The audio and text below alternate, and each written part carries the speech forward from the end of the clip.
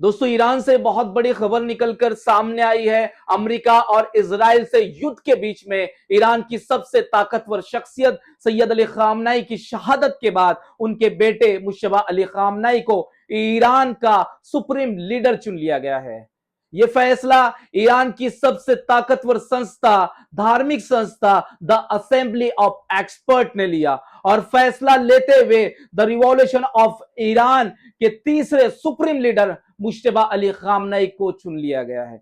दोस्तों एक्सपर्ट का मानना है कि मुश्तबा अली खामनाई काफी सालों से ईरान की सियासत में एक गहरा असर डालते हैं और वहां की सियासत में एक भारी प्रभाव इनका मौजूद है। और दोस्तों बताया यह भी जाता है कि मुश्तबा अली खामनाई के रिलेशन आईआरजी से भी बहुत अच्छे हैं।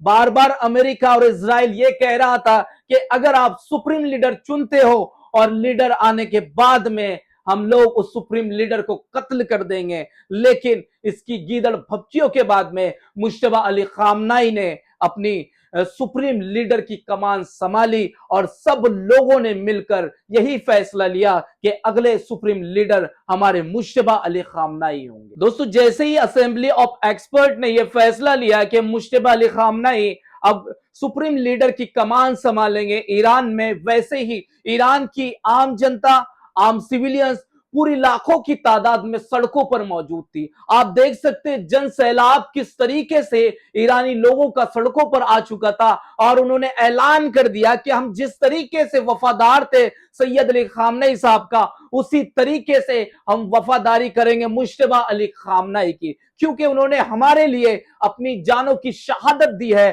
तो हमारा काम है और बैत का उन्होंने ऐलान कर दिया कि हम बैत करते हैं इस सुप्रीम लीडर के लिए और इनके लिए जान भी निछावर कर देंगे। एक तरफ इजराइल के हमले ईरान पर रुक नहीं रहे और दूसरे तरफ ईरान के लोगों के अंदर रद्दी बराबर भी खौफ मौजूद है। दोस्तों कुछ मंजर वहां के देर रात आए और यह ऐलान देर रात किया गया, रात का बीच का वक्फा था, उस वक्त यह ऐलान किया गया, सुप्रीम लीडर का चुनाव हुआ। और दोस्तों इस दौरान भी ईरान के जो आईआरजीसी है वो लगातार इजराइल पे हमले कर रही थी और इजराइल की तरफ से भी पलटवार किया जा रहा था, लेकिन ऐसे वक्त में ईरान की जनता बेखौफ सड़कों पर मौजूद थी, जिनके दिलों में कोई खौफ नहीं, उनके लिए बस सिर्फ यही था कि हमारे सुप्रीम लीडर के लिए हम लोग हमारी वफादारी का सबूत दे। देखिए दोस्तों किस तरीके से लोग सड़कों पर थे।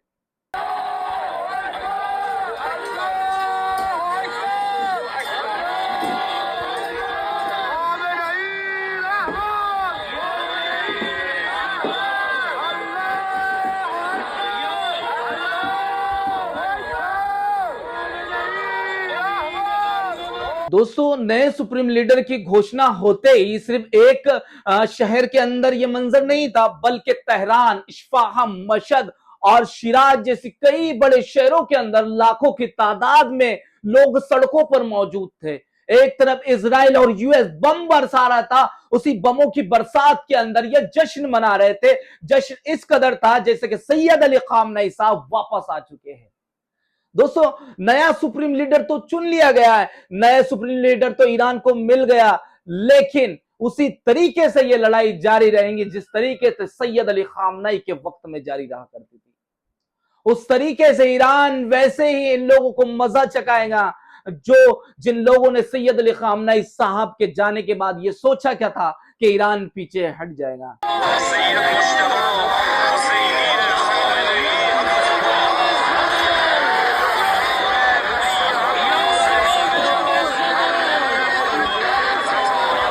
दोस्तों इनके सुप्रीम लीडर के चुनाव के बाद वैसे ही जैसे चुनाव हुआ वैसे इजराइल के ऊपर 2 मिसाइल दाग दी गई और उसको बता दिया गया जो करना है कर ले, हमारे नए सुप्रीम लीडर आ चुके हैं। दोस्तों देखिए किस तरीके से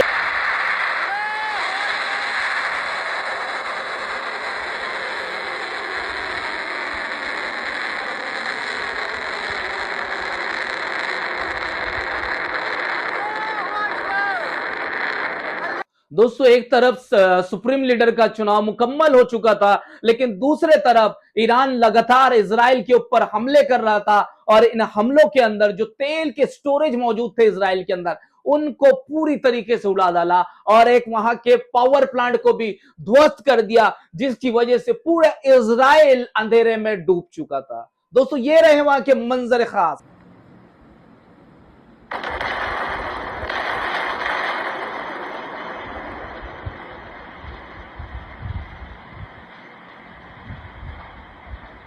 दोस्तों देर रात ईरान ने इजराइल के कई इलाकों पर हमले किए हैं और हमलों में हालत आप देख सकते हैं कि ईरान ने पूरी तरीके से इजराइल को खंडर बना दिया है। आपने अब तक गाजा के हालात ऐसे देखे होंगे, लेकिन अब इजराइल भी इसी तरीके से, इजराइल में भी खंडर मौजूद है। ये पूरी कोशिश कर रहा है कि वीडियोस को छुपाया जाए, वीडियो पोस्ट ना किया जाए, और रिपोर्ट के मुताबिक इजराइल ने धमकी दे दी है वहां के लोगों को कि आप वीडियो पोस्ट नहीं कर सकते, मोबाइल में कैच नहीं कर सकते। और वहां की जो गवर्नमेंट की मीडिया संस्थाएं हैं तो उनको भी धमकी दे दी गई कि आप भी वहां की कवरिंग नहीं कर सकते, जहां पर ब्लास्ट हुए, जहां की बिल्डिंग गिरी हुई है, वो चीजों को आप कवर नहीं कर सकते। यानी इजराइल तो नंगा हो रहा है, ईरान पूरी तरह से इसको नंगा कर चुका है, लेकिन उसका नंगापन वो दुनिया को बताना नहीं चाहता कि किस कदर वो नंगा हुआ है। लेकिन दुनिया जानती है इजराइल की हालत अब किस कदर हो गई है। दोस्तों अगली खबर यह है कि एक इंडियन इजराइल के अंदर मौजूद था और वो अपने घर में ही था, लेकिन जब धमाकों की आवाज सुनी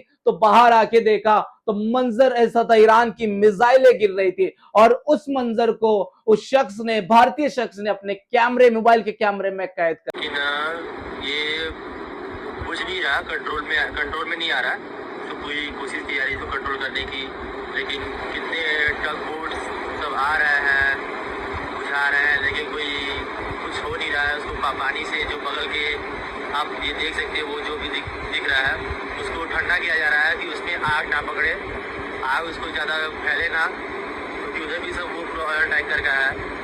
और दोस्तों इतना कुछ होता देख, यानी इजराइल की हालत इस कदर ईरान ने कर दी है, तो वहां की यहूदियों के अंदर पैनिक क्रिएट हो गया है। यहूदी लोग भाग रहे हैं अपना घर छोड़ के, वही जो गाजा के लोगों को मार के भगाया करते थे, और इस कदर भाग रहे हैं। आप देख सकते हैं कोई एयरपोर्ट पर बहुत ज्यादा गर्दी है, एयरपोर्ट से भाग रहा है, और कुछ यहूदी के लाखों की तादाद में पहाड़ों के रास्ते से भाग रहे हैं। इतनी डरे हुए ये लोग हैं ईरान से। अब तक ये क्या कर रहे थे, कमजोरों पे वार कर रहे थे, लेकिन इस बार ईरान ने जो हश्र किया है उसको देखकर पूरे इजराइल के अंदर भगदड़ मच गई है और टनल्स भी पूरी तरीके से फुल हो चुकी है और वहां पर पूरे यहूदी परेशान है।